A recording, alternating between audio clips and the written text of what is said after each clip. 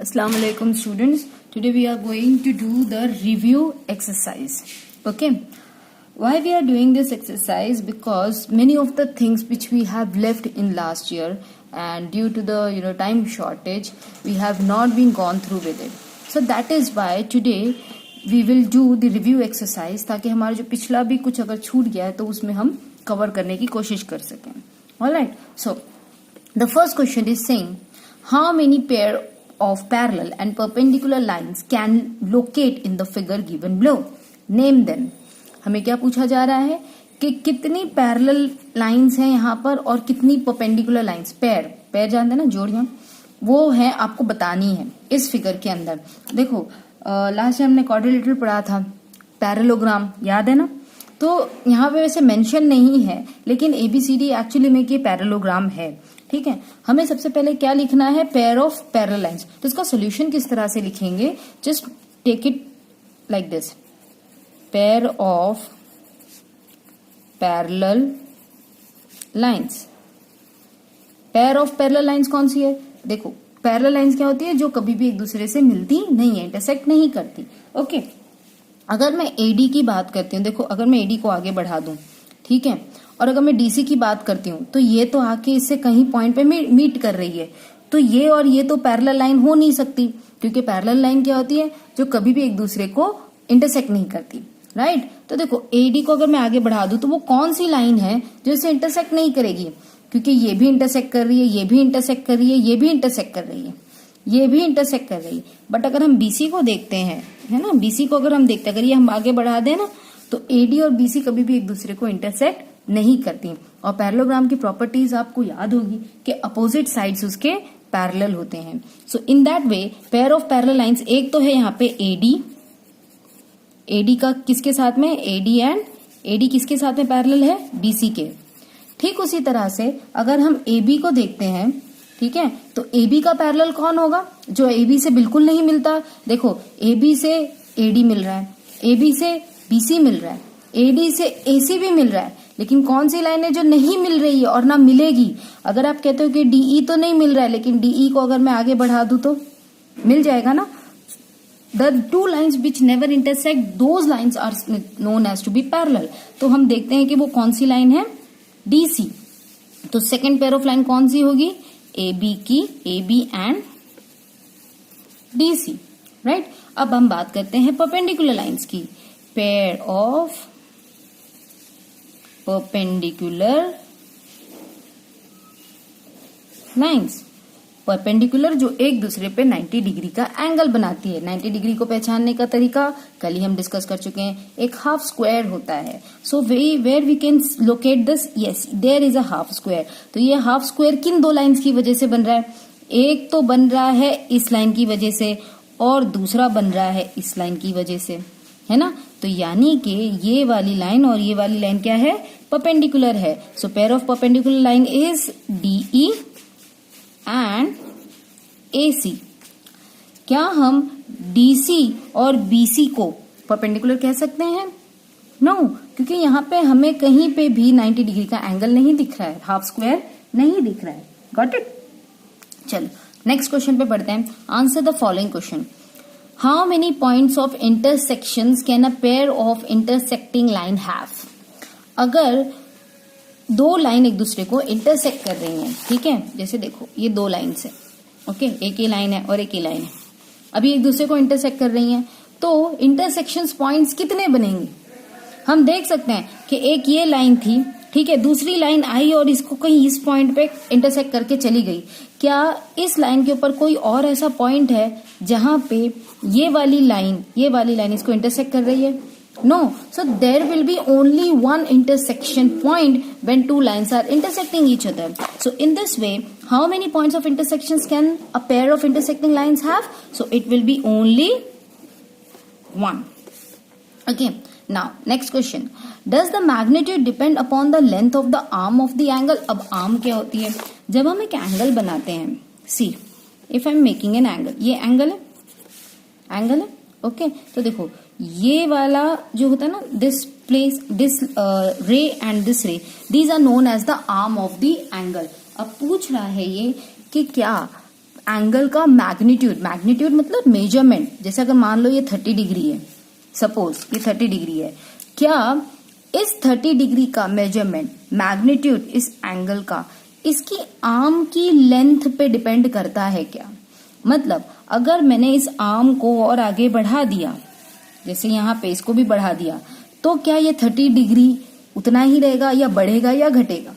या फिर अगर मैंने इस आर्म को छोटा कर दिया तो क्या ये एंगल पे किसी तरह का इफेक्ट डाल रहा है? देखा जाए तो yes, of course it is not. Magnitude of the angle depends the distance between these two arms. इनके बीच में जो एंगल बनता है ना, वो डिस्टेंस, कितने दूर एक दूसरे से जा रहे हैं, एंगुलर डिस्टेंस की बात होती है यहाँ पे. ये एंगुलर डिस्टेंस जो होता है ना, इस पे डिपेंड करता है, आर्म की लेंथ पे डिपेंड नहीं करता है. ओके, आर्म चाहे कितनी भी बड़ी बना दो, कितनी भी छोटी बना दो, लेकिन ये जो है ना 30 डिग्री, अगर इसको चेंज होना है तो इसका मतलब क्या होगा कि इस वाली और इस वाले आर्म के बीच का जो एंगुलर डिस्टेंस है वो चेंज होना चाहिए. Okay, so the answer will be no. Arm की लेंथ की वजह से एंगल का मैग्नीट्यूड चेंज नहीं होता. Okay, next, how many right angle does a complete angle have? देखो, हमने कल ही इस क्वेश्चन के इसके ऊपर हमने बात की थी.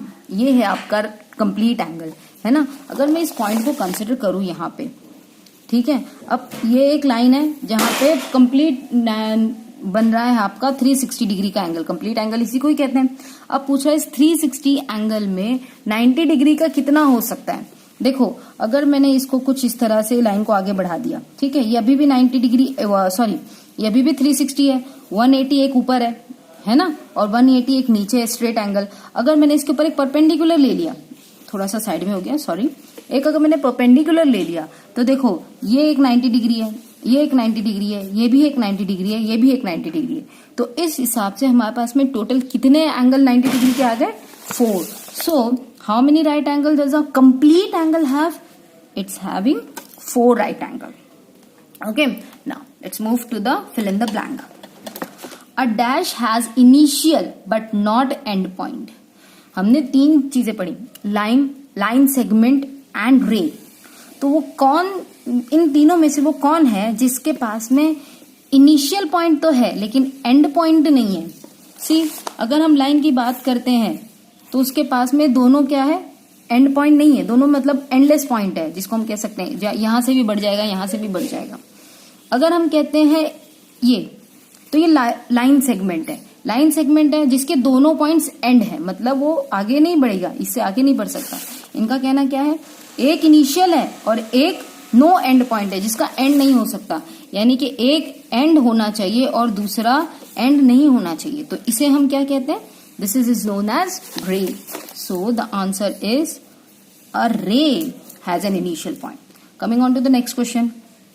The lines that make right angles at the point of intersection are called dash lines. वो लाइन जो point of intersection पे right angle बनाए, वो लाइन जो point of intersection यहाँ पे intersect कर रही है दोनों लाइन, वहां पे अगर 90 डिग्री का एंगल बनाती तो उस लाइन्स को हम क्या कहते हैं? Come on, it's perpendicular. तो हम यहाँ पे लिखेंगे it is perpendicular line. Moving on to the next question. See, the magnitude of a reflex angle is dash than that of the obtuse angle. Obtuse angle क्या होता है? Obtuse angle, angle which is having the magnitude more than 90 degree, है ना, जो 90 degree से बड़ा हो उसे हम क्या कहते हैं? Obtuse angle. अब क्या पूछा जा रहा है? The magnitude of reflex angle. Reflex angle is dash than that of obtuse angle. Obtuse angle से क्या होगा? बड़ा होगा या छोटा होगा? So it will be more, क्योंकि 90 डिग्री से बड़ा तो है लेकिन 180 से क्या होगा? छोटा. It will be less than 180. और जब हम ऑब्ट्यूज एंगल की बात कर लेते हैं so it becomes more than 180. Alright, so the magnitude of reflex angle is more than that of an obtuse angle. Okay, now an angle can be named by its what. अगर किसी angle को name देना है तो हम किस चीज से नाम देंगे? देखो, अभी हमने एक एंगल की बात की. Let's make one more angle. If I am saying this is an angle. Okay अगर मुझे इस एंगल को नाम देना है, लास्ट ईयर भी हमने पढ़ा कि एंगल को नाम हम किस तरह से देते हैं, है ना, या तो 1 लेटर में, या तो 2 लेटर, या तो 3 लेटर में, सॉरी, या तो 1 लेटर में या तो 3 लेटर में, राइट। ये एक आर्म है और ये एक आर्म है।